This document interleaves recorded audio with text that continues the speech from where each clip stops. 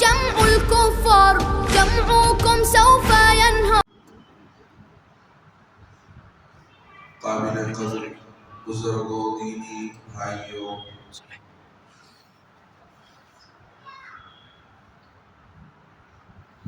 اس وقت پورا عالم اسلام اور مسلمان سخت بے چینی اور بے اطمینانی کی حالت میں وقت گزار رہے ہیں۔ دن بدن ان کی نظروں میں اللہ رب العزت کی بنائی ہوئی وہ مسجد جو بہت ہی اپنے اندر تاریخی اہمیت اور تاریخی بنیادوں کو لیے ہوئے ہے، جس کو مسجد اقصی کہا جاتا ہے اور عام مسلمانوں کی زبان میں اس کو بیت المقدس بھی کہا جاتا ہے۔ یہ مسجد اقصی، اس کی تاریخ حضرت عیسیٰ علیہ السلام سے پہلے کی ہے۔ یعنی ہم اگر اس کو سمجھنا چاہیں تو اس کی تاریخ تقریباً 3000 سال پرانی ہے۔ حضرت عیسیٰ علیہ السلام کی پیدائش سے 1000 سال پہلے حضرت سلیمان علیہ السلام نے اس گھر کی بنیاد رکھی، اس گھر کی تعمیر فرمائی۔ یہ گھر حضرت سلیمان علیہ السلام کے ذریعے اللہ رب العزت نے بنوایا اور جناتوں کے ذریعے اللہ نے اس گھر کی تعمیر کا کام لیا۔ یہ گھر جناتوں نے تعمیر کی، اللہ کو ان سے اس گھر کو مکمل کرانا مقصود تھا۔ لکھا ہے کہ حضرت سلیمان علیہ السلام جناتوں کے کام کی دیکھ بھالی کیا کرتے تھے، تو عموماً ایک لکڑی تھی جس پر ٹیپ لگا کر حضرت سلیمان علیہ السلام ان جناتوں کے کام کی نگرانی کرتے تھے۔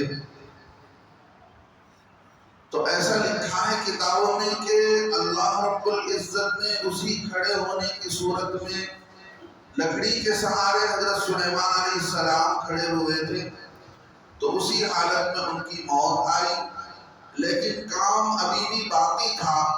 تو سلیمان علیہ السلام کا جسم ویسے ہی تازہ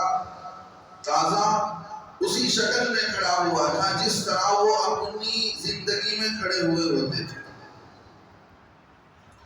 حضرت سلیمان علیہ السلام نے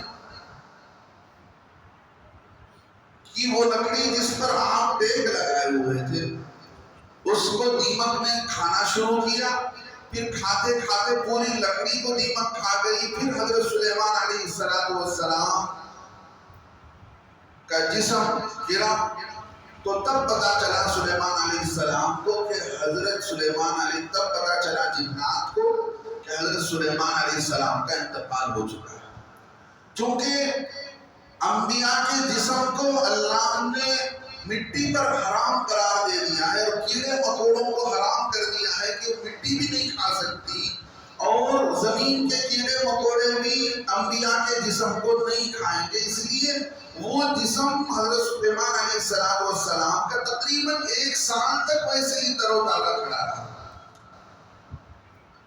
پھر حضرت سلیمان علیہ السلام کے بعد حضرت عیسیٰ علیہ السلام کی پیدائش سے 587 سال پہلے، 587 ایئرز پہلے، اس کو پورا کا پورا وہ مسجد جس کو سلیمان علیہ السلام نے بنوائی تھی، جس کو ہیکل سلیمانی کہا جاتا ہے، یہود معبد سلیمانی کہتے ہیں، ہم اس کو مسجد الاقصی کہتے ہیں، اس کو بالکل گرا دیا گیا۔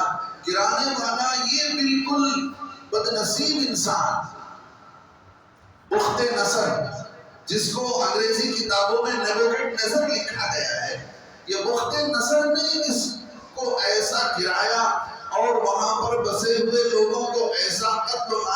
مچائی، پوری مسجد اقصی کی اینٹ سے اینٹ بجا دیا اور مسجد کو زمین کے برابر کر دیا۔ پھر اللہ رب العزت نے ایک دوسرے بادشاہ کے ذریعے اس گھر کی تعمیر کو اللہ نے منظوری دی تھی، اور وہاں پر ان کا گویا غلبہ ہوا عیسائیوں کا، تو عیسائی بادشاہ نے اس کو پھر بنانا شروع کیا۔ عیسائی بادشاہ جس کا نام لکھا ہے ہنڈریان، اس نے اس پورے شہر کو پھر دوبارہ آباد کیا۔ اس نے اس گاؤں کا نام ایلیا رکھا۔ ایلیا یہ عیسائیوں کا رکھا ہوا نام ہے، جو وہ اس زمین کو کہتے ہیں، اس علاقے کو جہاں مسجد الاقصی اور ملک شام آباد ہے۔ تو اس نے اس کو آباد کیا، حالانکہ اس سے پہلے یعنی حضرت عیسیٰ علیہ السلام 70 عیسوی میں، یعنی حضرت عیسیٰ علیہ السلام کے دوبارہ آسمان میں اٹھائے جانے کے بعد، حضرت عیسیٰ علیہ السلام 30-35 سال کی عمر میں آسمان پر اٹھا لیے گئے، تو اس کے 30 سال کے بعد شاہ طہطوس نے پھر دوبارہ گرایا۔ پہلے تو نبوکدنضر نے اس مسجد کو گرایا تھا، پھر دوسرے شاہ طہطوس، یہ ٹائٹس لکھا ہوا ہے انگریزی کے اندر، ٹائٹس، ملک ٹائٹس، تو ملک تو عربی لفظ ہے، کنگ ٹائٹس کے نام سے لکھا ہوا ہے۔ تو یہ عیسائی تھا، عیسائیوں نے یہودیوں سے دشمنی کرتے ہوئے مسجد اقصی کو کیا گرایا، بلکہ وہاں پر یہودیوں کو قتل کیا، اور مسجد اقصی کے اندر جو دوبارہ بنایا گیا تھا اس کے اندر توریت کو جلایا، اور وہاں پر آنے سے عیسائیوں نے یہودیوں کو روکا۔ اللہ رب العزت نے اس کا بھی اشارہ قرآن کے اندر فرمایا ہے کہ اس سے بڑا ظالم کون ہوگا جو اللہ کے گھر کو آنے سے لوگوں کو روکے کہ وہاں پر اللہ کا نام لیا جائے، اور ان کا مقصد یہ ہے کہ وَسَعَىٰ فِي خَرَابِهَا، یہ چاہتے ہیں کہ اس کو برباد کریں۔ اس گھر کو برباد کرنے کی کوشش میں یہ لوگ لگے ہوئے ہیں۔ تو ٹائٹس نے سن 70 عیسوی میں اس کو دوبارہ گرایا تھا، تو پھر ہنڈریان نے اس کو دوبارہ آباد کیا اور اس شہر کا نام ایلیا رکھا۔ اب گویا یہاں پر یہ فلسطین کے اندر یہ چیز عیسائیوں کا غلبہ ہوا، اور وہ لوگ وہاں آ کر بسنے لگے۔ اللہ رب العزت 15ویں پارے کے اندر اس علاقے کی تعریف کرتے ہیں، سبحان الذی، پاک ہے وہ ذات، اسریٰ بعبدہ لیلا من المسجد الحرام الی المسجد الاقصی، جس نے ایک رات میں اپنے بندے کو لے گیا مسجد الحرام سے مسجد اقصی کی طرف۔ ان مکے کے کافروں کے سامنے اللہ رب العزت اپنے معجزات اور اپنی قدرت کو بیان کر رہے ہیں کہ اللہ کی ذات وہ ہے کہ جو ایک رات کے اندر 3000 کلومیٹر کا سفر کرایا، کہ یہ مسجد الحرام سے مسجد اقصی کو اللہ کے نبی صلی اللہ علیہ وسلم کو حضرت جبرائیل علیہ السلام لے گئے۔ مسجد الاقصی، اقصی کے معنی آتے ہیں دور کے، وہ مسجد جو دور ہے۔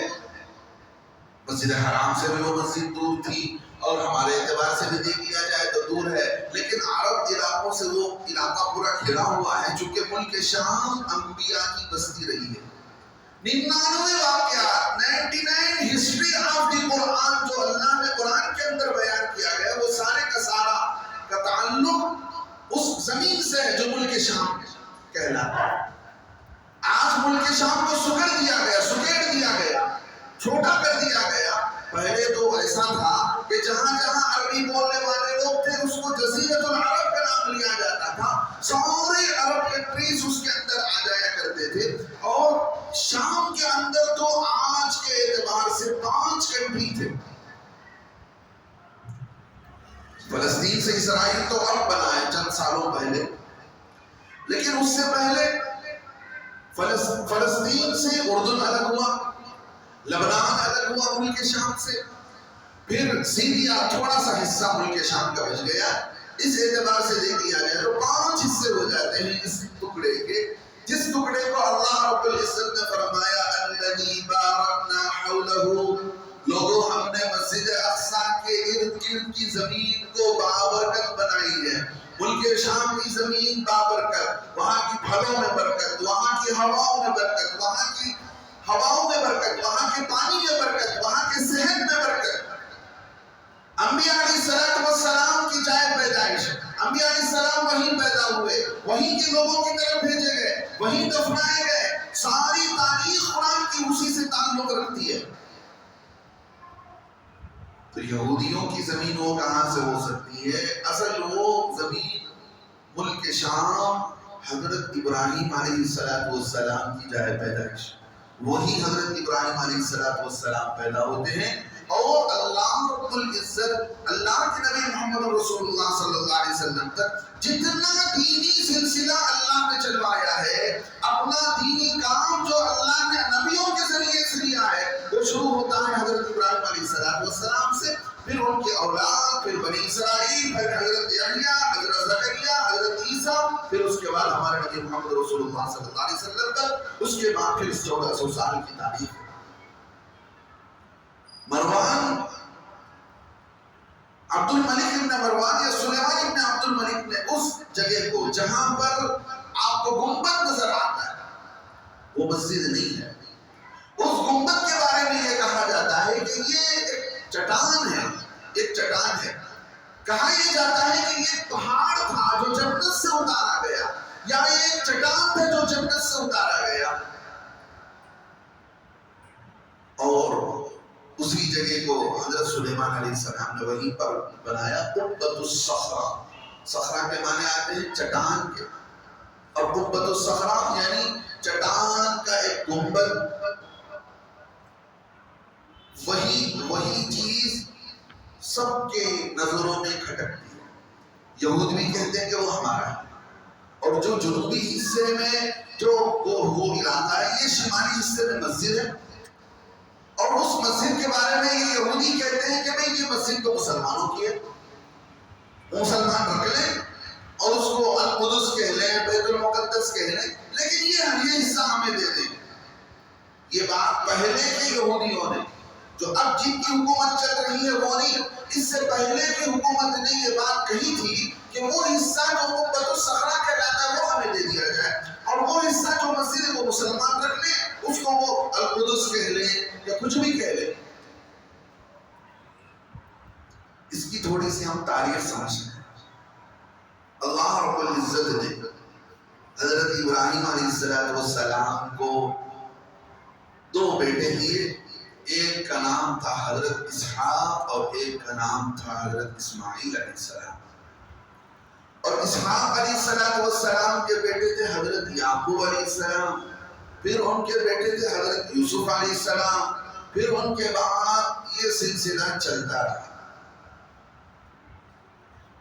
یہ اصل حضرت یوسف علیہ السلام کا جو قصہ مصر کے ساتھ تعلق رکھتا ہے، یہ بات کا حضرت کہ حالانکہ حضرت یعقوب علیہ السلام کو اس ارض مقدس جو مقدس زمین ہے مسجد اقصی کی ملک شام کی، وہاں سے نکالا گیا، جس کے بارے میں قرآن کہتا ہے کہ یہ بابرکت زمین ہے۔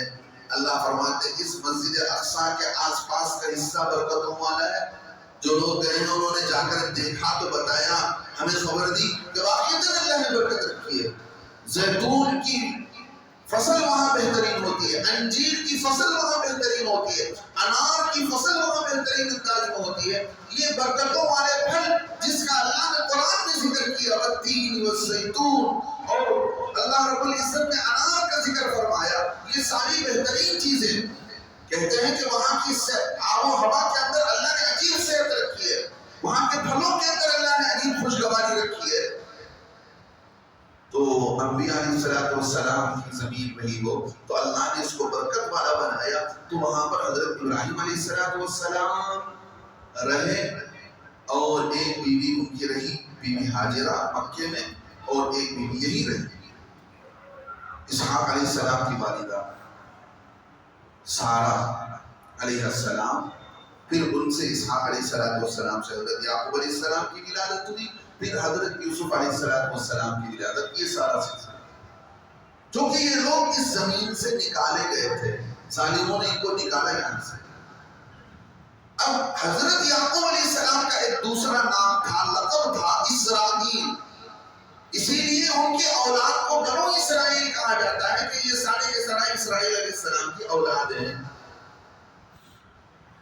اب جہاں پر مصر ہے وہاں پر ان لوگوں نے ہجرت کی، حضرت یعقوب علیہ السلام، حضرت یوسف علیہ السلام، پھر ان کے بعد اللہ نے سلسلہ چلایا، ہوتے ہوتے فرعونوں کا جب سلسلہ شروع ہوا، فراعین مصر، ہر کوئی بادشاہ بنتا تو اس کو وہاں کی زبان میں فرعون کہا جاتا تھا، اور وہ مشہور فرعون جس نے خدائی کا دعویٰ کیا تھا اس کا تذکرہ قرآن کے اندر ہے۔ ان فرعونوں نے کیا کیا کہ بنو اسرائیل کا اپنا غلام بنا لیا، تھے یہ نبیوں کے اولاد، اللہ رب العزت ان میں نبیوں کو پیدا کر رہا ہے، لیکن یہ دوسرے سلسلے کے لوگ تھے، دوسرے علاقے سے بسے ہوئے تھے، جو پراپر مصر کے لوگ تھے، اور ان کا جو بادشاہ تھا انہوں نے ان لوگوں کو اپنا غلام بنا لیا۔ اللہ نے حضرت موسیٰ علیہ السلام کو بھیج کر اس غلامی سے ان کو نکالا، فرعون سے نجات دی۔ اللہ رب العزت نے حضرت موسیٰ علیہ السلام پر ایمان لانے والے بنی اسرائیل کو اللہ نے حکم دیا کہ دیکھو اب تمہارا امتحان یہ ہے کہ اب تم دوبارہ اپنی اس زمین میں جاؤ جس زمین سے تمہیں نکالا گیا، ادخلوا الارض المقدسۃ التي كتب اللہ لکم، جس زمین کو اللہ نے تمہارے نام کیا ہے اس زمین میں داخل ہو جاؤ۔ ملک شام، وہاں پر ایک قوم بستی تھی، قوم عمالقہ، بڑی طاقتور، ان کی طاقت کو انہوں نے سنا تو اس سے دلوں کے اندر پست ہمتی پیدا ہو گئی، اللہ پر بھروسہ نہیں رہا۔ حضرت موسیٰ علیہ السلام لے کے چل رہے ہیں، راستے میں کہنے لگے اے موسیٰ ہم نے قوم عمالقہ کی طاقت اور اس کے پاور کو سن لیا ہے، ہم چلنے کے لیے تیار نہیں، اذهب انت وربك فقاتلا، تم اور تمہارے خدا جاؤ اس سے قوم عمالقہ سے لڑ لینا اور ملک شام کو دوبارہ حاصل کر لینا، ہم جائیں گے نہیں۔ تو دو ایمان والے تھے بڑے خوش نصیب، انہوں نے کہا قال رجلان من الذين يخافون انعم اللہ، اللہ سے ڈرتے تھے، انہوں نے کہا دیکھو اللہ نے کتنا انعام کیا ہم پر، انعم اللہ علیکم ادخلوا الارض، انہوں نے کہا کہ جاؤ اللہ کے نام سے اس علاقے میں داخل ہو جاؤ، اللہ کہہ رہے ہیں تو زبردست اللہ رب العزت تمہاری مدد کریں گے۔ انعم اللہ علیہم ادخلوا الباب ولا ترتدوا على ادبارکم فتنقلبوا خاسرین، پیچھے مت ہٹنا کہ موسیٰ تم جاؤ ہم ساتھ دینے کے لیے تیار نہیں، ایسا مت کرو۔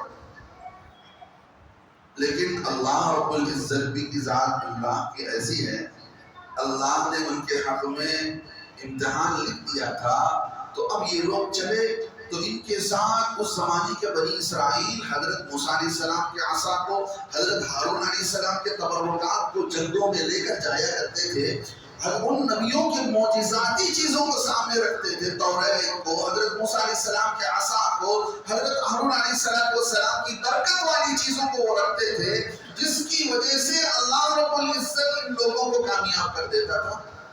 آج بھی مسلمانوں میں ایک لوگ ہیں برکتوں کو مانتے نہیں ہیں، حقیقت میں جو برکت ہے وہ برکت اگر ثابت ہے، جیسے کہ ماء زمزم کے اندر اللہ نے برکت رکھا ہے، اگر آپ اس کو کسی بھی کتنے بھی پانی کے اندر ملا دیجئے، علماء نے لکھا ہے وہ برکت باقی رہتا ہے، لیکن جس کی اندر انکار کرتی ہے اس کو کون سمجھائے گا۔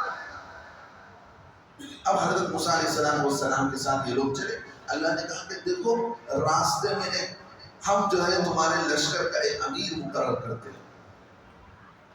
اب حضرت موسیٰ علیہ السلام نے ان کی حرکت دیکھی تو ان کی حرکت کو دیکھ کر کہا کہ اے اللہ تعالیٰ میں اب ان لوگوں کے ساتھ رہنے کے لیے تیار نہیں، ففرق بینی و بین القوم الفاسقین، یہ نافرمان تیرے باتوں کو جھٹلانے والے، اب مجھے اور میرے بھائی ہارون کو اور ان لوگوں کو الگ کر دیجئے، آپ جو کہیں گے میں کرنے کے لیے تیار ہوں، ان کو چھوڑ دیجئے۔ اب اللہ رب العزت نے حضرت موسیٰ علیہ السلام کو الگ کر دیا۔ اب موسیٰ علیہ السلام کی موت ہوئی تو اسی موت کے بعد اللہ رب العزت فرماتے ہیں اللہ رب العزت نے پھر ان بنی اسرائیل کا امتحان شروع کیا. امتحان شروع کیا.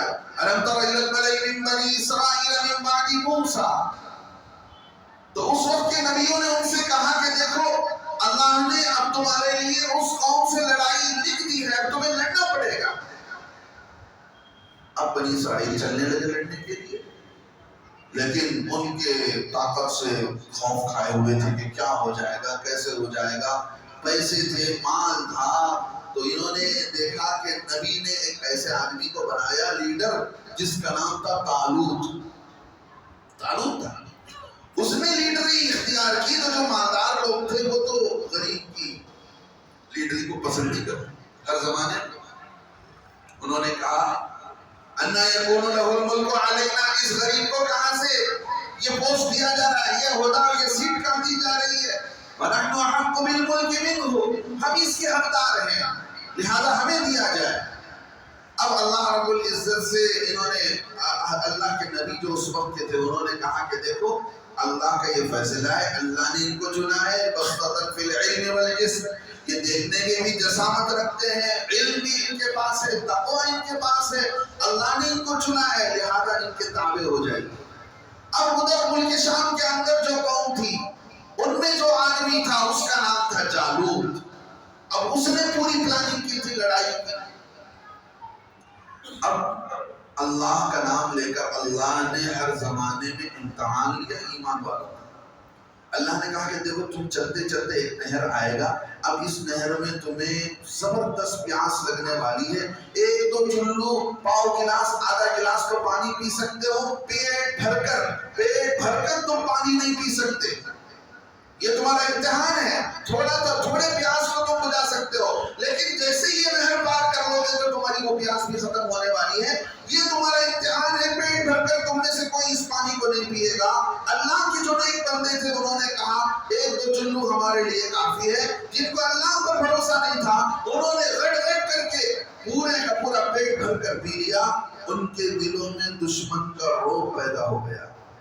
علماء لکھتے اس واقعے کے تحت میں جو اللہ کی نافرمانی کی زندگی گزارتا ہے ہر کسی سے اسے ڈر لگتا ہے, ہر ایک سے اسے ڈر لگتا ہے. آج کا مسلمان ڈرتا ہے. کبھی نے آ کر گھر میں آواز کر دیا, بلی آڑے آ گئی, پتہ نہیں کیا کیا چیزوں سے آدمی کو ڈر لگنے لگتا ہے. اب یہ لوگ ڈر گئے, لیکن جو لوگ ایمان والے تھے جنہوں نے اس نہر کا پانی تھوڑا سا لیا تھا, انہوں نے لڑائی شروع کی.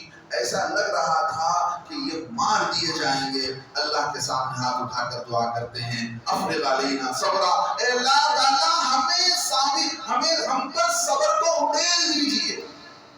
ہم اب میدان میں جمے ہوئے ہیں, ہمیں صبر کی ضرورت ہے, ہمیں ہمت کی ضرورت ہے. صبر اور ہمت کے خزانوں کو ہم پر اڑیل دینا.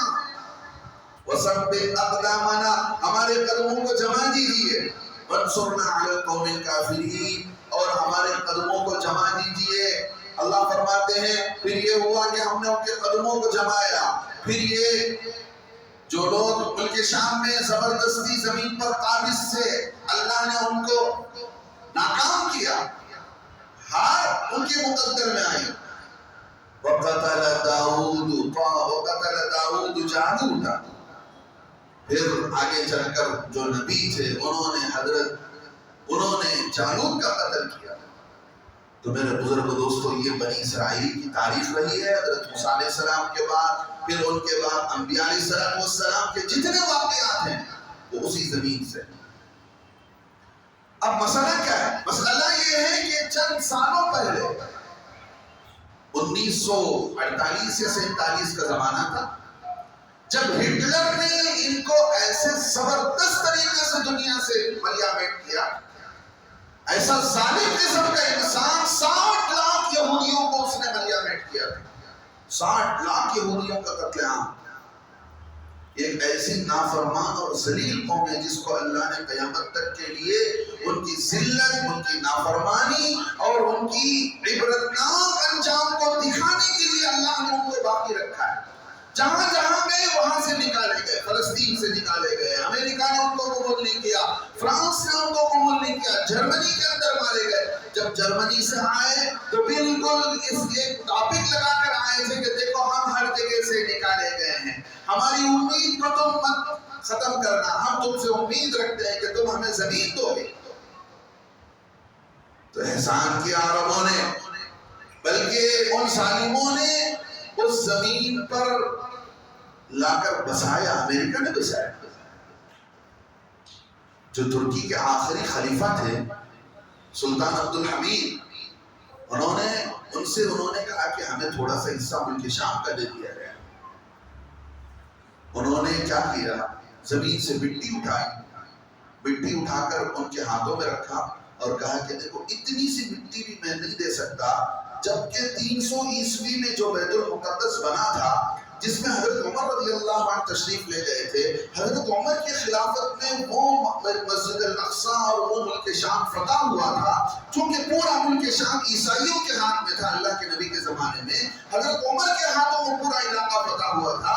حضرت عمر رضی اللہ عنہ اس مسجد الاقصیٰ میں جاتے ہیں جس کو بنایا گیا دوسری مرتبہ، تو وہاں پر ظہر کا وقت ہوا تو حضرت عمر رضی اللہ عنہ کو کہا گیا عیسائیوں نے کہ یہی نماز پڑھ لیں۔ حضرت عمر نے کہا کہ نہیں، اگر میں یہاں نماز پڑھتا ہوں تو بعد میں مسلمان اس کو مسجد بنوا لیں گے، میں وہاں جاتا ہوں۔ وہ گئے قبۃ الصخرا کے ادھر، وہاں جا کر نماز ادا کی حضرت عمر رضی اللہ عنہ نے۔ اس وقت میں ایگریمنٹ یہ ہوا تھا، اس سے پہلے جن عیسائیوں کی حکومت تھی انہوں نے یہودیوں کو مسجد اقصیٰ اور ملک شام کے علاقے میں آنے سے بھی روک دیا تھا۔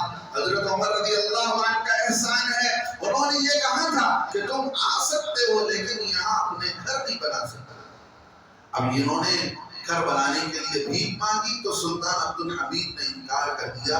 انہوں نے وہ خلافت عثمانی جو 800 سال سے چلی آ رہی تھی اور مختلف قبائل، مختلف قسم کے لوگ ایک بعد دیگر ترکی کے اندر خلافت سنبھالے جا رہے تھے، اس خلافت کو گرایا اور یہودیوں کے آدمی کو، جس کو کمال الدین کہا ہے، کمال الدین مسلمانوں کا نام رکھا ہوا تھا، وہ یہودی ایجنٹ تھا، اس کو ترکی کا لیڈر بنایا گیا ترک۔ اس نے خلافت کو ختم کی، مسجدوں سے مائک ہٹوائے اور لوگوں کو ملحد بنایا، دین بیزاری کا ماحول پوری ترکی کے اندر قائم ہوا، اور اس کے بعد پھر فلسطین کے کو بٹوارا کر کے اسرائیل کو بنایا گیا۔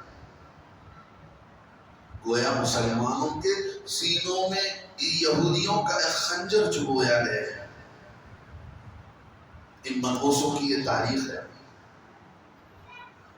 چونکہ اللہ رب العزت نے ان کے خاتمے کے لیے وہ زمین رکھی ہے، وہیں پر ان کا خاتمہ ہوگا۔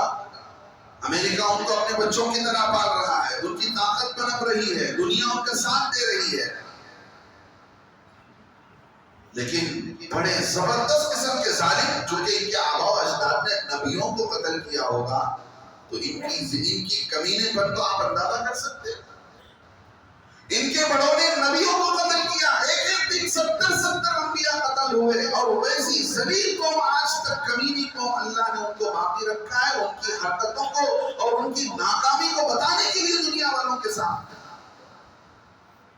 تو جن فلسطین کے لوگوں نے دل بڑا کر کے چاہتے نہ چاہتے ہوئے ان کو زمین دی، ان کے احسان کا یہ بدلہ ہے کہ ان کے ساتھ ظلم، زیادتی، بچوں کو قتل کرنا، مارنا، توڑنا۔ ان کا ایک ہی مقصد ہے کہ مسجد، ان کا جو ٹارگٹ ہے وہ ٹارگٹ ایسا ہے کہ ان کے سمجھ لیجئے کہ 5 چیزوں کے سامنے۔ پہلی چیز جس کو حدیث کے اندر بتایا گیا کہ قیامت کے قریب 30ویں بڑی جنگ ہونے والی ہے، بہت بڑی جنگ ہونے والی ہے، جس میں عربوں کا بہت بڑا نقصان ہوگا۔ اللہ کے نبی علیہ السلام سے فرمایا کہ دیکھو اے مسلمانوں، تمہارے خلاف عیسائی 80 علم لے کر چلیں گے، ہر 80 جھنڈے لے کر چلیں گے، ہر جھنڈے کے نیچے 12,000 کی فوج ہوگی، تقریباً 9.5 لاکھ کی فوج۔ یہ ہونا ہے ارمگڈان، جس کو کہتے ہیں ارمجدون عربی کے اندر ہے۔ اس کی انتظار کر رہے ہیں، اس کے لیے پوری اپنی طاقت تیار کر رہے ہیں۔ دوسری چیز ان کا یہ ہے کہ یہ سارے عرب پر یہ بادشاہت کرنا چاہتے ہیں، یہ چاہتے ہیں کہ ہمارا اسرائیل گریٹر بن جائے، گریٹر اسرائیل بن جائے، اسرائیل کے اطراف میں جتنے عرب کنٹری ہیں وہ ہمارے قبضے میں آ جائیں۔ اسی کی شروعات انہوں نے کیا غزہ پر بمباری کرتے ہوئے۔ اور تیسری ان کی خواہش یہ ہے کہ وہ مسجد اقصی کو گرائیں، قبۃ الصخرہ کو گرائیں، جو ان کا کعبہ، جو ان کا ٹیمپل سن 70 عیسوی سے گرا ہوا ہے۔ ٹائٹس نے، شاہ تیتوس نے عیسائیوں کے ساتھ مل کر حضرت عیسیٰ علیہ السلام کے آسمان پر اٹھائے جانے کے 30 سال کے بعد جس مسجد کو گرایا تھا، وہ ان کی مسجد جس کو یہ مانتے ہیں کہ اپنا کعبہ مانتے ہیں، وہاں پر جا کر روتے ہیں، تورات پڑھتے ہیں، وہ گرا ہوا ہے۔ وہ یہ چاہتے ہیں کہ مسجد اقصی کو گرا کر وہاں پر تھرڈ ٹیمپل بنائیں۔ چوتھی چیز یہ چاہتے ہیں کہ وہاں پر لا کر یہ اپنا تخت رکھے، تخت سلیمانی، تخت داؤدی۔ ایک پتھر تھا جس پر حضرت داؤد علیہ السلام کی تاج پوشی ہوئی، ان کے بعد حضرت سلیمان علیہ السلام کی تاج پوشی ہوئی۔ پھر اس کے بعد ٹائٹس نے جب مسجد اقصی کو گرایا تو اس کو لے کر گیا آئرلینڈ، لے کر گیا وہاں سے روم، اور وہاں سے کئی ممالک ہوتے ہوئے آج یہ ہے لندن کے اندر۔ آج لندن کے اندر بھی جو بھی بادشاہ بنایا جاتا ہے اسی تخت پر بٹھا کر اس کی تاج پوشی کی جاتی ہے۔ نحن الأحرار ونحن الأحرار۔ ہیکل سلیمانی کے اندر پانچواں خواب ان کا یہ ہے کہ ان کا مسیح الدجال آ رہا ہے، اس کے لیے جتنی ٹیکنالوجی کو آگے بڑھایا جائے، جتنی زمین اس کے لیے پلیٹ فارم بنا سکتے ہیں، اتنا یہ کام کر رہے ہیں۔ لیکن دوستو، ہمارے لیے اللہ رب العزت نے ایمان والوں کے لیے یہ دنیا رہنے کا گھر نہیں بنایا۔ یہ ان کی مذموم ارادے ہیں، یہ ان کے برے مقاصد ہیں۔ یہ چاہتے ہیں کہ یہ اس مقصد پر پورے ہو جائیں، اور اسی کی شروعات ہو رہی ہے۔ دیکھیے، جن کو طاقت پہنچانی ہے وہ طاقت پہنچ رہی ہے۔ حماس ان کا لیڈر ہے، ان کو جو ممالک طاقت پہنچا سکتے ہیں، لشکری طاقت، آرمی کی طاقت، ڈیفنس جو کچھ کر سکتے ہیں، پاور ڈیفنس پاور جو کچھ دیا جا سکتا ہے وہ دے رہے ہیں۔ ہم اور آپ تبصروں میں پڑھ کر اور ادھر ادھر کی خبروں میں پڑھ کر وقت کو ضائع کرنے کے بجائے اللہ سے ہم اپنا تعلق جوڑیں۔ اللہ کے نبی علیہ السلام نے فرمایا تھا جب تک ملک شام کے اندر افراتفری نہیں ہوگی، ملک شام میں امن رہے گا، سمجھو دنیا بھر میں امن رہے گا۔ اگر ملک شام کے اندر افراتفری اور بدامنی عام ہو جاتی ہے تو پھر دنیا میں بھی کہیں امن باقی نہیں رہے گا۔ میں اپنی بات کو ختم کرتا ہوں۔ دعا کی درخواست کی ہے، پورے ملک کے اندر علماء نے دعا کی درخواست کی ہے کہ خاص کر جمعے کے دن دعا کا اہتمام کیا جائے، جمعے کے بعد اور گھروں کے اندر اللہ سے خوب مانگا جائے۔ اسی لیے صبح کی نماز میں بھی قنوت نازلہ کا اہتمام کیا گیا ہے۔ اللہ سے دعا ہے اللہ تعالیٰ ان ظالموں کے مقاصد کو ناکام فرمائے۔